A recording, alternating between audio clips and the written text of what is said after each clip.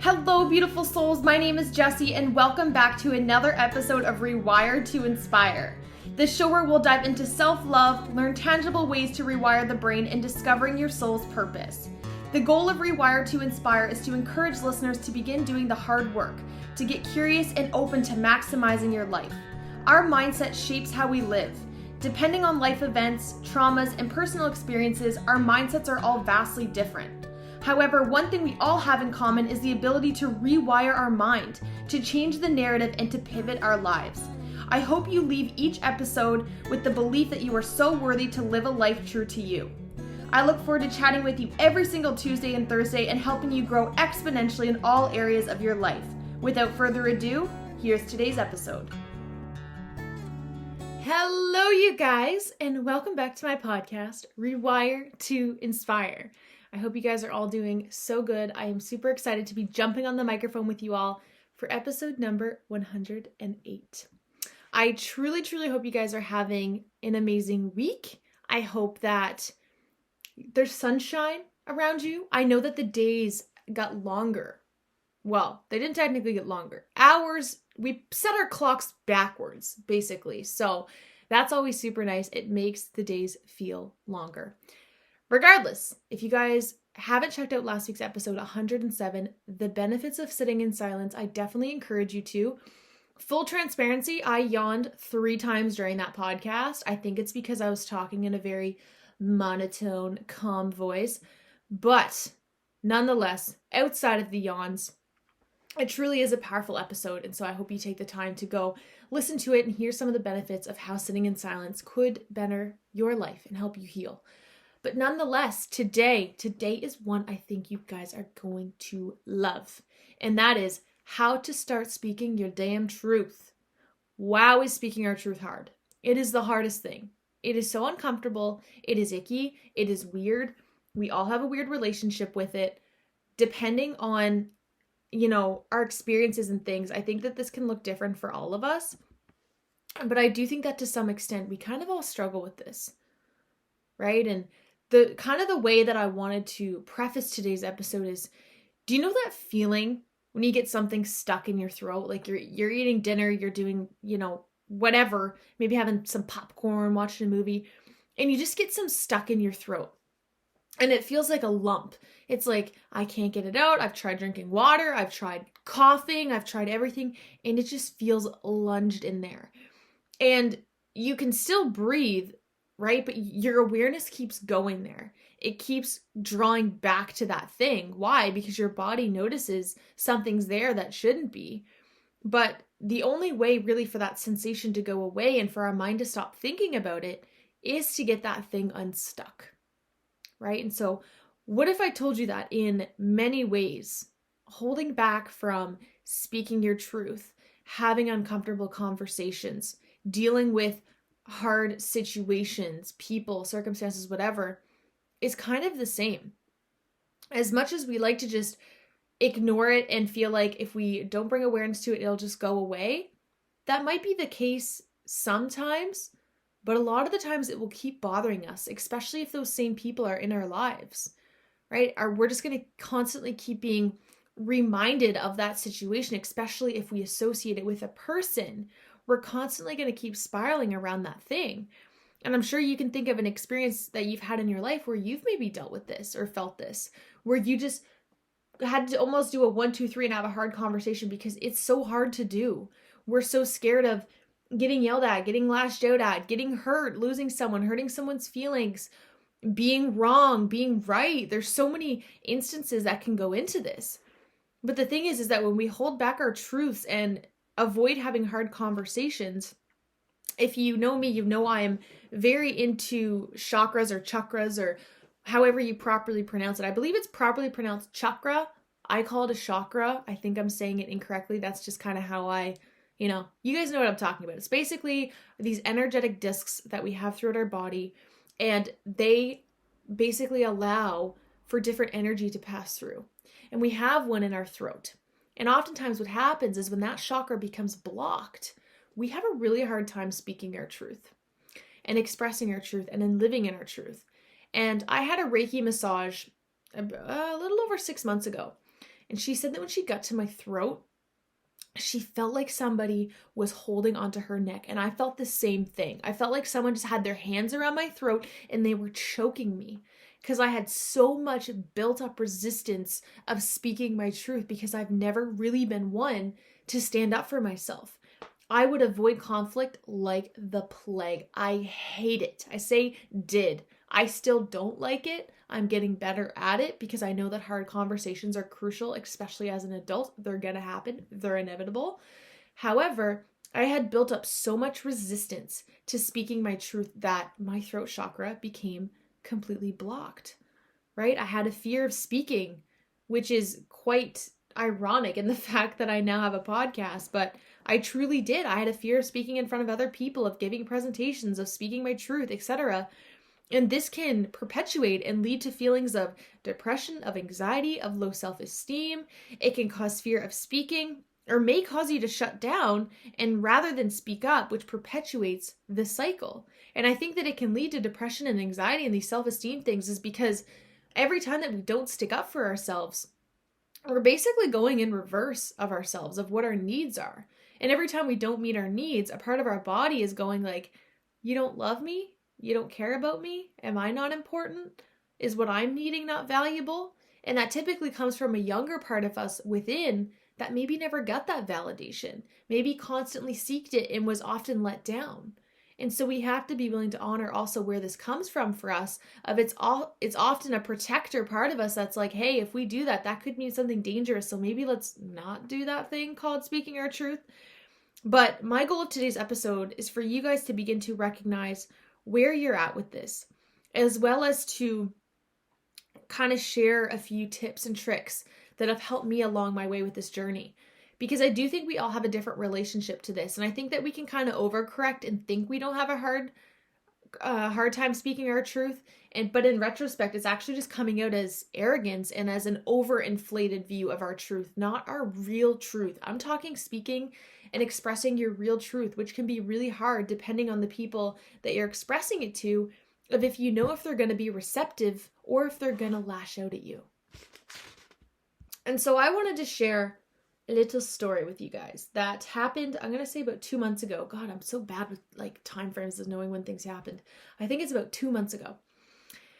And I was feeling, and I know my mom wouldn't mind me sharing this story because she's the best and she would just want anybody to be able to learn from this as possible. And this experience, I think, helped both of us. So I want to share from it with you guys because it took a lot of courage for both of us, I think. But I was feeling a certain type of way towards my mom. And I couldn't figure out what it was. I couldn't figure it out because my mom is my favorite person in the whole wide world. Both my parents are. I love them so deeply and dearly. But I had just like this resistance towards my mom. And I felt like, she didn't love me as much as I felt like I had deserved. And, she liked my brother more and she liked my nephew more. And I just had internalized so much stuff and so much pain. And instead of speaking that truth long ago, because I had been feeling this way for years and years without really realizing it consciously. And again, this wasn't like always front of the room, like issues that were going on. So of course it was easy to just kind of slide under the rug. But as I mentioned, I was always good at putting my needs last. So I just kind of ignored it and suppressed it and told myself that that's just how it is. And you have to just accept that. And so I finally get the courage one day to say, Mom, I'm really feeling the need to just share this. And I sent a big paragraph of how I'm feeling. And we had a really vulnerable, I'm not going to get into the nitty gritty of it just for our relationship and just for confidentiality of that conversation. But basically we just had a very vulnerable conversation. We both cried. We both just expressed our truth. And now our relationship is flourishing so much better than it was. That elephant is out of the room that was there for me. But the thing is she never knew that. And that oftentimes that happens, right? We have these experiences and these feelings and we think that the other person can just read our mind, but they can't. And she had no idea. And if somebody has no idea, how are they supposed to fix the situation? How are they supposed to know what they're doing wrong if you don't communicate it? I'm realizing, we're not all mind readers. Even though we think we all are sometimes, we're not. And we have to remember that. And the only way that we can really get over those things that are bothering us is to lean into courage and vulnerability and humility and be willing to have those hard conversations. Now, the thing is, what I wanted to leave you guys with today is that me 2 years ago would have never freaking done that. Like, gross conflict, making my mom, because the biggest thing why I think I didn't want to have the conversation is I didn't want my mom thinking she was a bad person or that, I didn't love her, or I didn't want her internalizing it and getting hurt. And so I avoided it. But in return, I was the one that kept getting hurt. And it's like, okay, at what point can we meet in the middle so that we can both be feeling good, even if it means being uncomfortable for a little bit? But me 2 years ago would have never had that conversation, ever. I would have suppressed that till the end of time. What changed is what I want to share with you guys. The first one is my worth. My self-worth has increased. My self-worth has increased drastically over the last 2 years. And again, self-belief and self-worth are completely different. Self-belief is, I believe I can record this podcast, I can upload it, and I will be consistent. Worth is, I feel like people will listen. I feel like people will give a crap. I feel like people will care what I have to say. But do you see how they're different? I have the belief I can do it, but I don't feel worthy that it'll actually make a difference. They're completely different things, and I never realized that there was a difference between the two of them. And so my self-worth has raised, and that's come from listening to my intuition, doing things that are right for me, choosing things that are right for me, showing up for myself, keeping promises I make to myself, surrounding myself with better people, getting out of toxic relationships. There's been all these things, and I'm going to make a podcast episode for you guys all about raising our self-worth and just some things that have really helped me, because I'm realizing that that's really the mission that I'm on with my podcast, is finding people that have low levels of worth. Even today, I wrote it on my journal like in front of me, women's worth. Women feel worthy, or not very worthy a lot of the time. And we can see fake confidence and all these things, and we think people feel good, but it's like they don't. They might have belief, but they don't have worth. I think it's something we all struggle with. So anyways, side tangent, but that's something I didn't have. The second thing that I lacked big time is self-awareness. It can be really hard to speak our truth if we feel like we don't have a lot of self-awareness. I know exactly what it's like to not know where to turn, to feel alone, helpless, and stuck.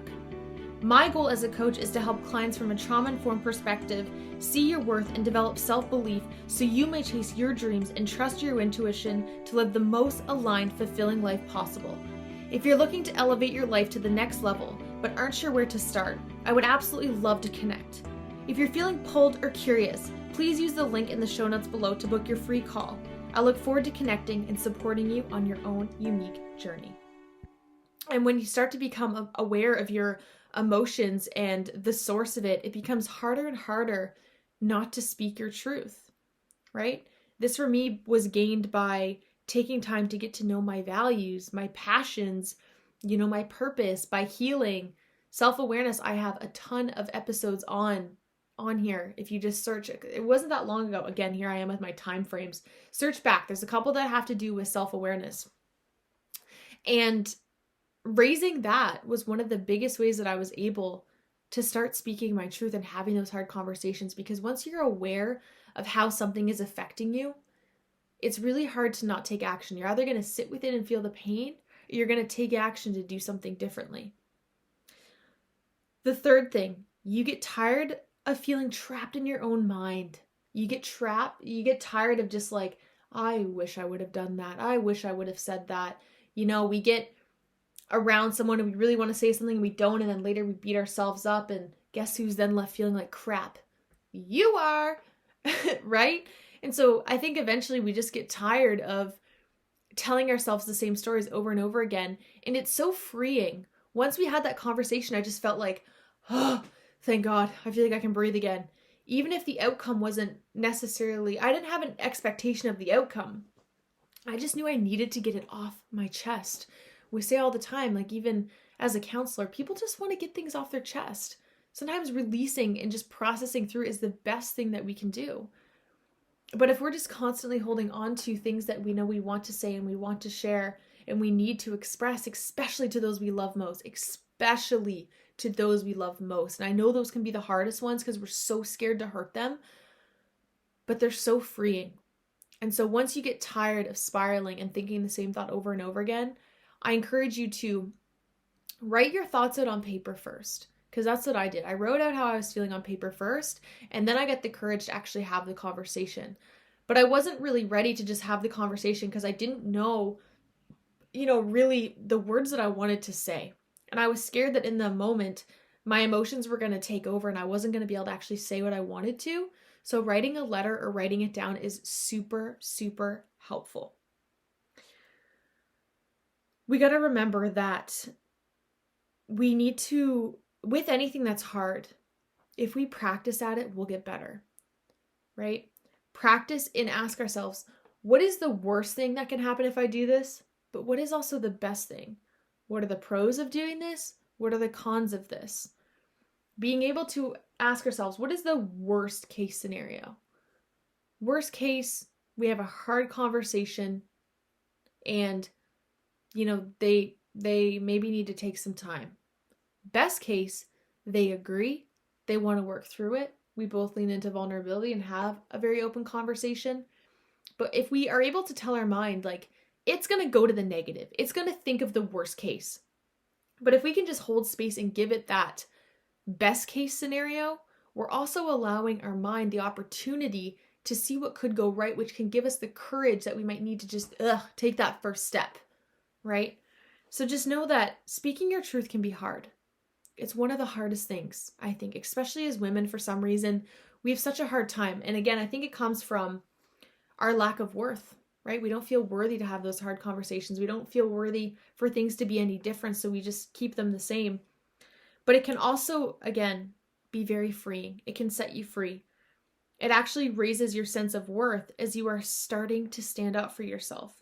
I encourage you to practice and know that you're worthy to have your voice heard. The way my mom responded just shows that those that are meant to be in your life and those that care about you deeply would rather you have those hard conversations with them than to tiptoe around and be fake in a way, right? I've been like that with people where I want to say something of how I'm truly feeling, but I don't. And I feel like then I can't organically be myself. And then the energy's just off. Something's different. Something's weird. It's awkward. And we know that it's that way, but nobody knows what the elephant in the room is. And so leading by example can also be huge, because maybe you speaking your truth gives somebody else the courage to do the same, which can actually really flourish and grow your relationship. Or it might be those hard truths that actually set you apart, but maybe that's actually the best thing if that relationship isn't the most in alignment for you. So I hope you guys take the time to just sit with what your relationship is with speaking hard truths. How are you able to raise your self-worth slowly over time? Raise your self-awareness. Get tired of your own, narratives and stories you're telling yourself, and practice. Lay out the worst case and the best case and see what happens. And it gets easier the more that you do it. I promise you that. But I can also promise you that it feels good to stand up for yourself. It feels good to voice your needs, because your body will almost thank you in a way of oh, thank God that's over. It can be hard. Again, it can be hard. I'm not saying having hard conversations doesn't always go south, but sometimes it can go really, really good and we'll be surprised. But we have to be willing, especially as adults, to be able to do that so we can mirror for our youth that having conversations is a part of life. Saying uncomfortable things, but speaking our truth is a part of life, and it's how we all grow, and not tiptoeing around that because you maybe feel less than the person that you're trying to speak your truth to. So I hope you guys enjoy. Thank you guys so much as always for tuning into today's episode of Rewire to Inspire. If you're looking to connect, if you're looking to practice maybe some of your skills of speaking your truth, I would love to connect with you. There is a link in the description below to book a free 30-minute call with me. I would absolutely love to connect with you. I'm not going to sell you anything. I would like to just get to know the listeners. I am offering coaching services as well, so if that is something you might be interested in, we can rumble on that. But nonetheless, there's no expectations. I just want to get to know you guys and see if I can provide any value. So thank you all so much. I look forward to chatting with you all next week. Bye, you guys.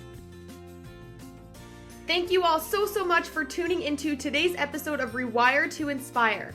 I absolutely love connecting with you all, so make sure you're following me on Instagram. I am at Jessie Brown 13. If you enjoyed today's episode, please feel free to leave a review or share with someone you think would enjoy. I look forward to chatting with you all next episode. And remember, get out of your head and into your heart.